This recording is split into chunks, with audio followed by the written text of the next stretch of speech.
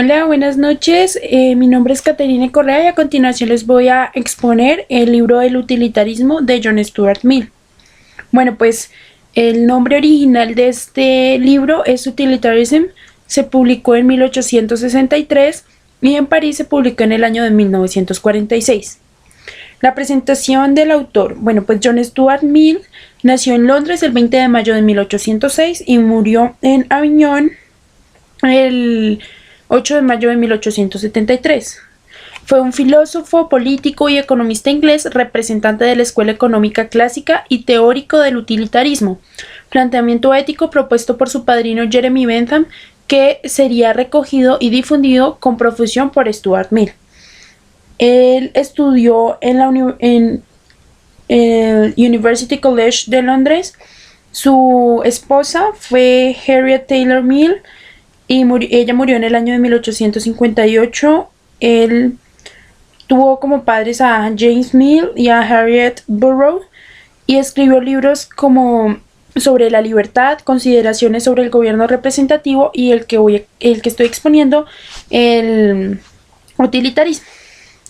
Bueno, pues la temática de este libro básicamente es que en ella se hace una clara exposición de la doctrina ética utilitarista, defendiéndola de las objeciones y críticas de que había sido objeto hasta el momento. A la vez critica la consideración exclusivamente cuantitativa del placer y de la felicidad propia de Bentham, introduciendo para esto elementos antropológicos nuevos próximos al aristotelismo. Así configurado, el utilitarismo de Mill condiciona hoy día buena parte de la reflexión ética en las áreas culturales anglosajonas. En particular, esta obra tiene interés actualmente para comprender el modelo filosófico básico que los consecuencialistas emplean en su exposición de la teología moral católica. En el utilitarismo, Stuart Mill comienza por responder a dos formas erradas de concebir el utilitarismo. La primera ve la utilidad como opuesta al placer, y Mill argumenta que desde Epicuro hasta Bentham la utilidad se ha entendido como no opuesta al placer, sino que lo útil significa agradable y placentero. En otras cosas, y ante aquellos que afirman que suponer que la vida no tiene un fin más elevado que el placer es defender una filosofía del cerdo. Responde argumentando que los que presentan la naturaleza humana bajo el aspecto degradante no son los utilitaristas sino sus acusadores, puesto que la acusación implica creer que los humanos no son capaces de otros placeres diferentes de los de un cerdo. Y esto no es así. Los utilitaristas han sido también considerados hedonistas por el hecho de identificar el placer con el bien, pero hay que resaltar que ellos no subordinan ese placer al individuo sino a la sociedad, ya que en su óptica del bien moral es provocar la mayor cantidad de placer para el mayor número de personas. Para mí, los placeres pueden jerarquizarse en superiores, relacionados con las características intelectuales y espirituales, e inferiores, relacionados con las características sensuales y físicas. El hombre es capaz de placeres más elevados y en este punto plantea que el desarrollo y el ejercicio de las facultades superiores son prerequisito para experimentar placeres superiores, siendo desarrolladas estas facultades a través del ejercicio de la virtud. Cuando el hombre es capaz de experimentar placeres superiores, ya no se conforma con saciar su lado animal, frente al hecho de que a veces, incluso aquel que ha desarrollado sus facultades superiores, opta por placeres inferiores. Mill responde que esta conducta se debe a una debilidad de carácter, puesto que deciden por el bien más próximo, enterados de que les generará menos placer. La jerarquización de los placeres solo puede ser realizada por los jueces competentes. En determinada situación, un juez competente es aquel que, habiendo experimentado los placeres, está capacitado para hacer un balance entre ambos y determinar cuál de ellos es el más valioso. Es importante remarcar que una persona, al llevar a cabo un cálculo de los placeres, debe de tener en cuenta a los demás como parte de su mundo. Mill coloca a la libertad como un condicionante de la felicidad. Bueno, esto es básicamente la temática sobre la que trata el utilitarismo. Ahora pues la descripción. El utilitarismo en la edición francesa tiene 58 páginas y está dividido en 5 capítulos. El capítulo 1 son las consideraciones preliminares u observaciones generales, y en este capítulo se habla de que desea inicialmente poner de manifiesto la importancia de establecer un supremo criterio distintivo del bien y del mal, lo que equivale a determinar cuál es el sumo bien, fundamento de la moralidad, ya que en las ciencias prácticas las normas se establecen a partir del fin. Stuart Mill considera que el criterio distintivo del bien y del mal debe ser anterior a la determinación de lo que en concreto es bueno y malo, y no una consecuencia de esta determinación. Bueno, este planteamiento muestra claramente la preocupación del utilitarismo por la fundamentación de las normas éticas. En principio no habría nada que objetar, pero es obligado precisar que una cierta manera de asumir el punto de vista de la fundamentación de las normas éticas presupone una precisa imagen de Dios. Por tanto, es este un problema de importancia capital para la ética. Definir el bien y antes con cierta independencia de lo que en concreto es justo o equivocado es una exigencia aceptable y quizá incluso necesaria desde el punto de vista lógico, pero se debe admitir, al menos por respeto a la común experiencia ética de los hombres, que a veces la persona procede desde lo justo o injusto en concreto hacia la noción general de bien, sin caer por eso en una definición circular de valor ético. La explicación de este hecho es la siguiente. Utilizando la dicotomía establecida por la reflexión ética anglosajona entre intuicionismo y utilitarismo, y sin que esto implique un juicio de valor sobre ella, es necesario admitir en el conocimiento moral un elemento intuicionista. En la línea del conocimiento por la connaturalidad de Santo Tomás, Kant lo admite en el prefacio de la fundamentación de la metafísica de las costumbres. Santo Tomás de Aquino señala justamente que el conocimiento moral natural es una participación del hombre en la sabiduría divina, y por eso un signo de la cercanía y el interés que Dios se toma por el obrar humano, también cuando éste parece moverse en una dimensión horizontal. Esto es en cuanto al capítulo 1. Bueno, el capítulo 2 se denomina o tiene el nombre de que es el utilitarismo. Bueno, pues Stuart Mill comienza el capítulo 2 saliendo al paso de dos interpretaciones equivocadas del utilitarismo. La utilidad, afirma Mill, ni puede oponerse al placer ni puede identificarse con el placer grosero. El utilitarismo, o doctrina que pone el fundamento de la moral en la utilidad o principio de la más grande felicidad, afirma que las acciones son buenas en la medida en que otorguen felicidad, y son malas en caso contrario. Felicidad es el placer con ausencia de sufrimiento. La infelicidad es lo contrario. El placer y la ausencia de sufrimiento son las únicas cosas deseables. Algo deseable o porque es en sí placentero o porque es un medio de llegar al placer o de evitar el dolor. Se podría objetar entonces, se afirma que el hombre es como un cerdo. Mill responde: cerdos son los que ponen esta objeción, pues piensan que al hablar de felicidad y de placer se hace referencia a los placeres brutales e indignos del hombre. Mi utilitarismo, prosigue Stuart Mill, tiene una idea más elevada del hombre. Principio fundamental de esta doctrina es que ciertos tipos de placeres, los placeres intelectuales y morales, son más deseables y tienen más valor que los demás. Con este criterio, Mill se separa de Bentham, que solo admitía entre los diversos placeres diferencias de tipo cuantitativo. El utilitarismo niega que el sacrificio tenga un valor intrínseco. Se admite el sacrificio realizado para procurar un bien mayor, para sí o para los demás. En todo caso, se considera que la promoción de la felicidad ajena solo exige la renuncia a la propia allí donde la organización social es todavía deficiente.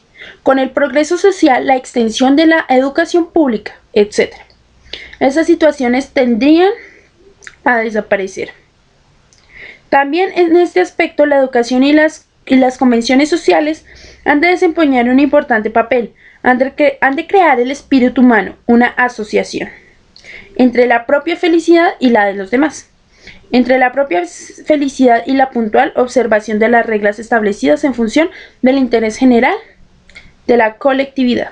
Esto es en cuanto al capítulo 2. Ahora el capítulo 3, que es la sanción suprema del principio de utilidad.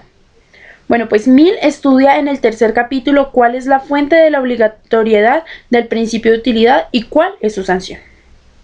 El principio de utilidad tiene las mismas sanciones que los demás sistemas éticos.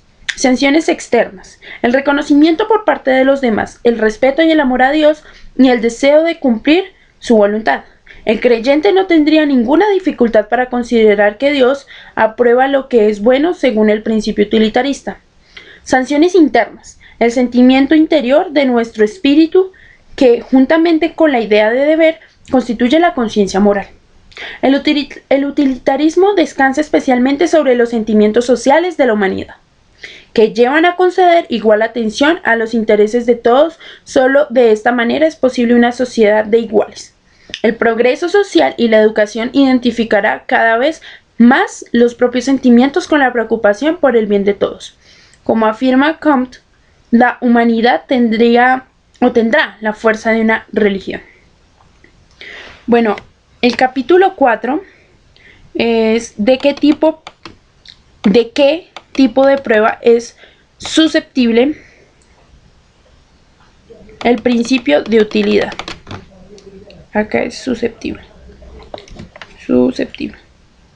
El principio de utilidad.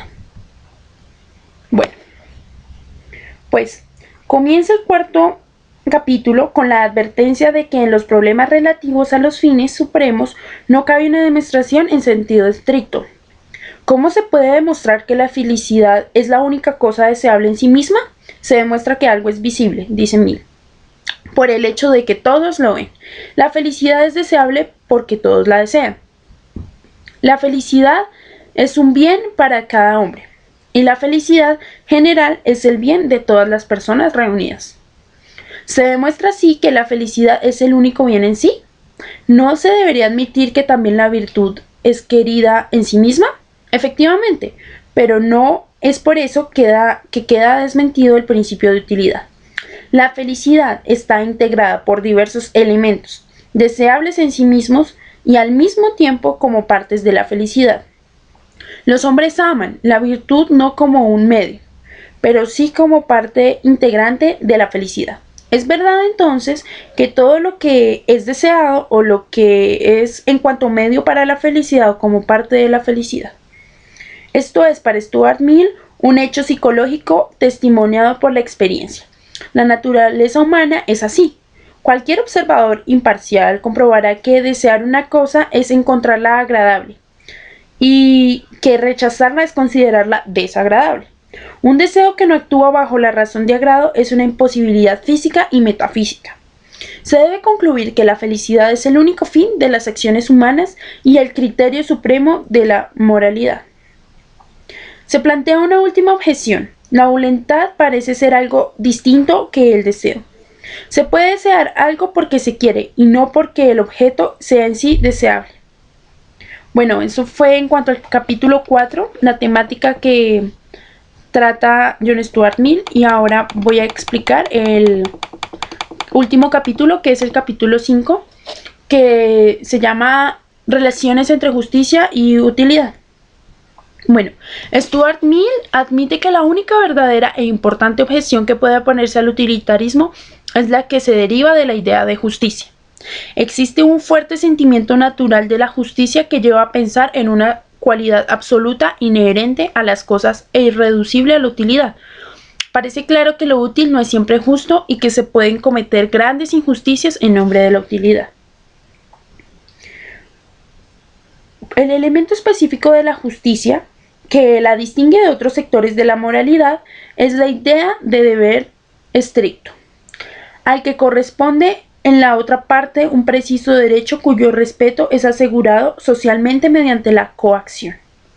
Por su parte, el sentimiento de la justicia tiene dos elementos. El primero es el deseo de castigar a quien ha obrado injustamente,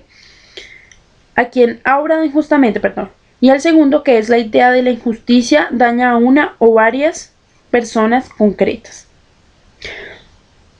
Para Stuart Mill, la justicia es un sector particular de la utilidad, concretamente el sector que contiene los principios más esenciales para la felicidad de todos.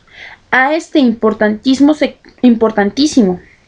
sector de la moralidad se unen unos instintos especiales, instintos que no se movilizan ante faltas que no ponen en peligro los aspectos cardinales de la vida social.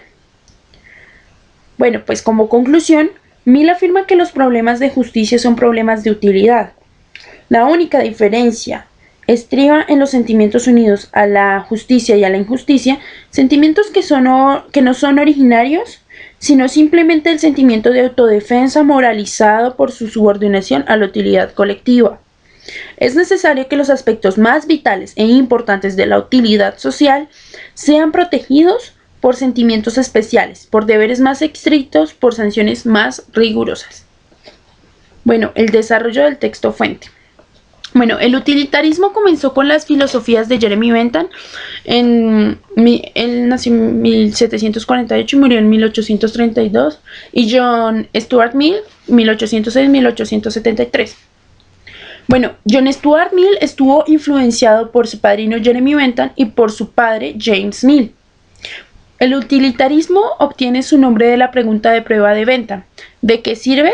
Él concibió la idea cuando se encontró con las palabras "la mayor felicidad para el mayor número", en Treatise of Government, de Joseph Priestley. Jeremy Bentham desarrolló su sistema ético alrededor de la idea del placer. Se apoyó en el antiguo hedonismo que buscaba el placer físico y evitaba el dolor físico. Según Bentham, las acciones más morales son aquellas que maximizan el placer y minimizan el dolor. Esto ha sido denominado a veces cálculo utilitario. Una acción sería moral si produce la mayor cantidad de placer y la menor cantidad de dolor. John Stuart Mill modificó esta filosofía y la desarrolló a partir del fundamento hedonista de Bentham. Mill usó el mismo cálculo utilitario, pero en cambio se centró en maximizar la felicidad general calculando el mayor bien para el mayor número, mientras Bentham usó el cálculo en un sentido cuantitativo. Mill lo usó en un sentido cualitativo. Él creía, por ejemplo, que algunos placeres eran de una calidad superior a otros.